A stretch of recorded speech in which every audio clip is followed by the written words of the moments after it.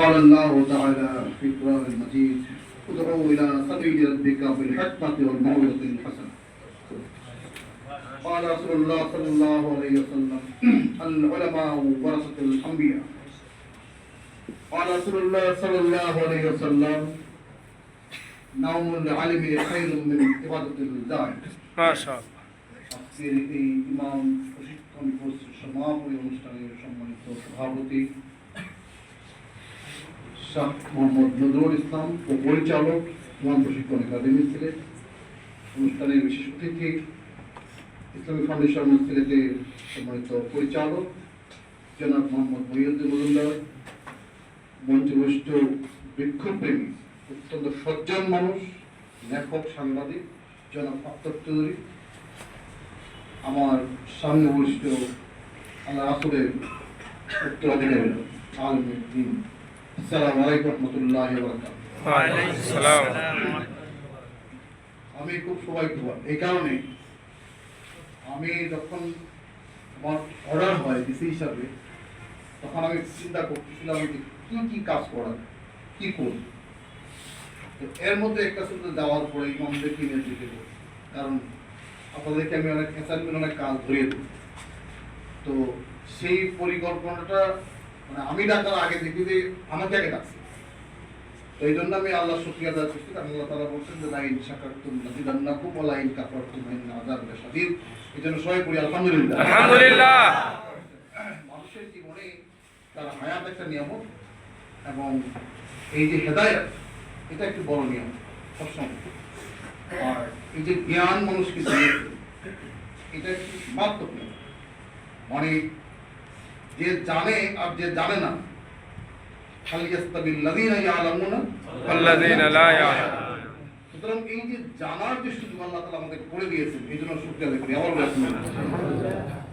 আপনারা অনেক গুরুত্বপূর্ণ মানুষ, বেতন অনেক কম পান, আমরা ওটা করি, কিন্তু বাংলাদেশের সবচেয়ে সুখী মানুষ কিন্তু আপনারা, এই জানেন, বুঝেন?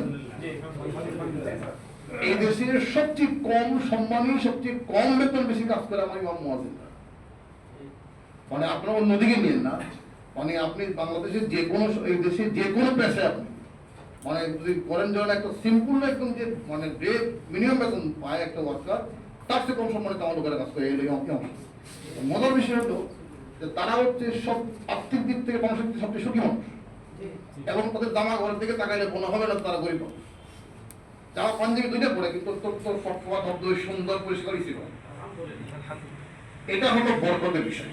মানে আপনি কম পাইলেও বরকত আছে, যেখানে আল্লাহ তাআলা সেখানে আপনি। আমি দু চারটা কথা আপনাদেরকে বলি। প্রথমত হচ্ছে যে আপনারা অনেক গুরুত্বপূর্ণ দায়িত্ব পালন করেন, দায়ী হিসাবে অনেক গুরুত্ব দায়িত্ব আছে।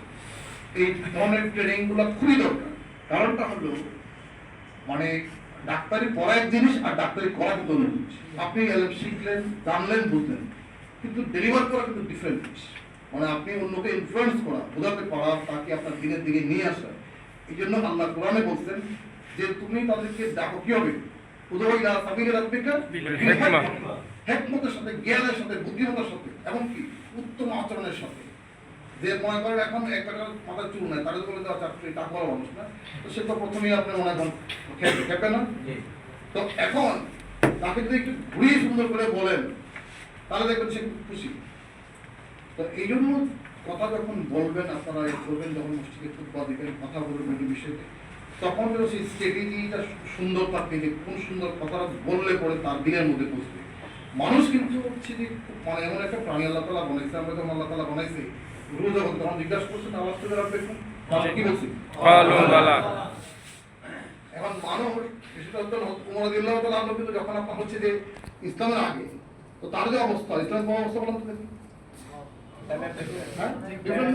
এবং আল্লাহ রাসূল এটা বলছেন যে ইসলামের পূর্বে যারা শ্রেষ্ঠ তারা পরে শ্রেষ্ঠ, খালি মানুষ কি আকলটা চেঞ্জ করে ফেলছে, তাই না?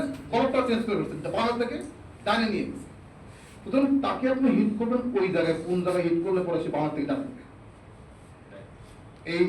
এই জন্য হচ্ছে আপনি বুঝবেন যে কোন সময়ে কোন বা কিভাবে কথাটা বললে পরে তার দিলে পৌঁছাবে, তাকে ইম্প্যাক্ট তৈরি হবে, এবং সে আমি যারা চাচ্ছি আল্লাহর দিনের মধ্যে আসতে বা এই কাজটা করতে, সুতরাং আপনি তখন সেরে কাজটা করবেন।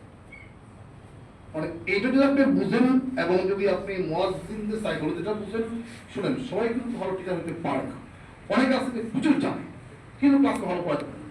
বা অনেক শিক্ষক আছে এত জানে না কিন্তু ক্লাসের ছেলেমেয়েরা কিন্তু মন্ত্রে মুগ্ধের মধ্যে বসে থাকে, ক্লাসে কিন্তু কোনটা মানে তিন পদ নিরাপত্তা আপনার হচ্ছে যে একটা মনে হয় একটা মশা মারতে পারে না, এবার একটা অবস্থা আছে কিনা?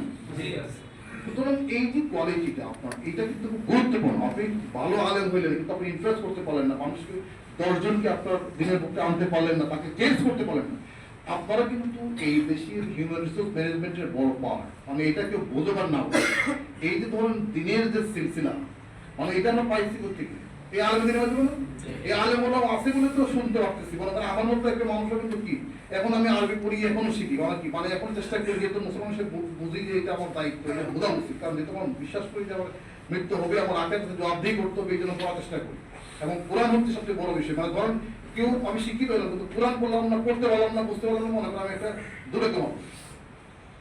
তো সুতরাং মানে এই যে আপনার জ্ঞান, মানে এইটাই জন্য বলা হয় যে মানে উতি আকাত মাত্র ফকাত উতিয়া খায়রান কাসিরা, যারা আল্লাহ জ্ঞান দিয়েছে তারা দুনিয়ার শ্রেষ্ঠ সম্পদ দিয়েছে।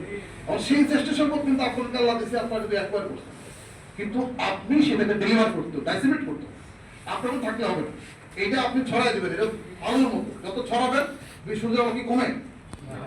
আপনি এই লাইট যদি এখানে আপনার সমস্যা থাকে, আলো হচ্ছে কোনো কমে না, বাড়বে। এখন আপনি কিভাবে বাড়াবেন সেটা হলো আপনার বিষয়। এখন এই বাড়ানোর জন্য এই ধরনের প্রশিক্ষণগুলো খুব গুরুত্বপূর্ণ। আমি এখানে কথা দিচ্ছি এরপর ট্রেনিংগুলো এত খুব কঠিন হয়ে যাবে, কারণ এই কারণে কারণ আমি এরপর ট্রেনিংগুলোতে নিয়মিত আসবো, ক্লাস দেবো, আমি একজন অফিসারকে টেক করে দেবো এবং জিজ্ঞাসা করে বলতেছি এখানে আপনার কি করতে হবে আমাকে একটু বলবেন।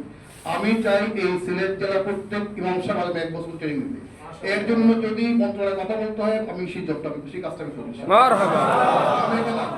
এবং আমার যে কোনো কাজ আমি করতে চাই তালিকা থাকবে, আমার সাথে নাম্বার থাকবে এবং আপনি উপজেলাবাদী একটা হোয়াটসঅ্যাপে গ্রুপ করবেন, যে কোনো ইনস্ট্রাকশন থাকবে আমি আপনার মাধ্যমে অংশটা দিব, এই বিষয়ে আগামী সপ্তাহে মধ্যে কথা বলবেন। এই বিষয়ে আমি জানতে চাবো সারা যেতে হবে, কারণ কি জানেন মানুষ কিন্তু যখন আল্লাহর ঘরে আসে তখন সে তো খারাপ লোকটাই হোক, তার তো দিন তো মানুষ কিন্তু এই যে বর্ণাতে কলব, মানে এই যে কলবটা যে পরিবর্তন হয়ে যায় কিছু লাগে না, কিছু লাগে না।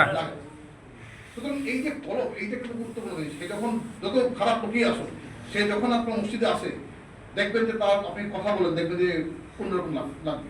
সুতরাং আপনি ওই সময়টা যদি ঠিক ব্যবহার করতে পারেন, আপনার আচার আচরণ আপনার আমল আপনার সব কিছু মিলে তাকে আপনি হেজিট করতে পারেন, এটার ইম্প্যাক্ট কিন্তু অন্যরকম। যেটা আমি সারা জীবন পড়াইলেও ওই জেলখানা আটকে রাখার কোনো মানুষ না, কিন্তু আপনি যখন তার একটা কথা হিট করছেন সে দেখবেন পরের দিন চেঞ্জ হয়ে গেছে।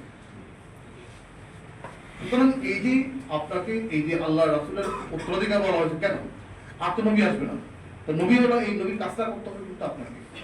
এবং এই জন্যই কিন্তু বলা হয়েছে কি যে বললে গাউনি বলা হয় তোমার কাছে যদি একটা থাকে পৌঁছাও না, তোমাকে কি আমাদের দিনটা মধ্যেই করতো, তুমি যে জানতা শুনতা কিন্তু বড় নাই, এবং তুমি বলাইতে পারো না, মানুষকে আনতে পারো না, সবাই এই জব দিয়ে করতে হবে না। তো আমরা কিন্তু খুব দায়িত্বশীল মানুষ, মানে আপনার মনে রাখবেন, মানে আমরা আপনাদের কাজটাকে দায়িত্ব করতে বাধ্য।